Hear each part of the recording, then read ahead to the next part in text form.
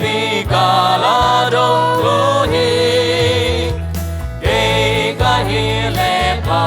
sia nun muan hoài sunga ka omma galdo na ban kê galdo na nong ban kê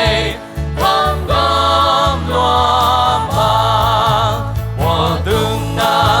mê kai lâu na anom na ka te ngi tuy na pa panahong loam tuy càng ngày lâu đó đi nghe về hôm nay lâu qua hôm ya mana to ka ki va ki hey yin kam gam loam ka ka te ngi solo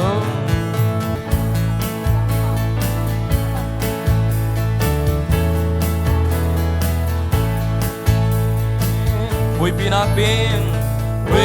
pinapinun hangin pamokas kay tingin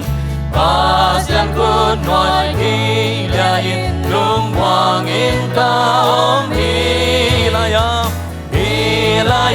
itang tontung ahong siya sakti gomlo tontung kalung wangin Diktaw ni ma yang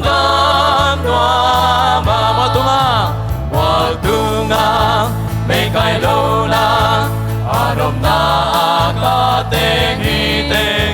tuy na pa panahong loang tuy càng nghe lâu đó ni hi về hun ne lâu wa hong pia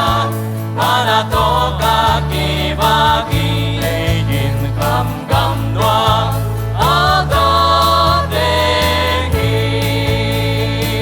Pasyan sem na muyin Pasyan na sem na Kalungay ngay siyang ina Ngay siyang ina Ako kasang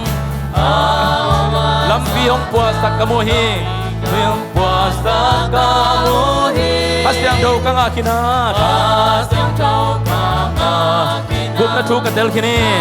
Chukatel kini Lungdamin om dening Lungdamin om Kamdam dua man Gam loa ma Vô tương na Mê cái lâu na Ở đồm na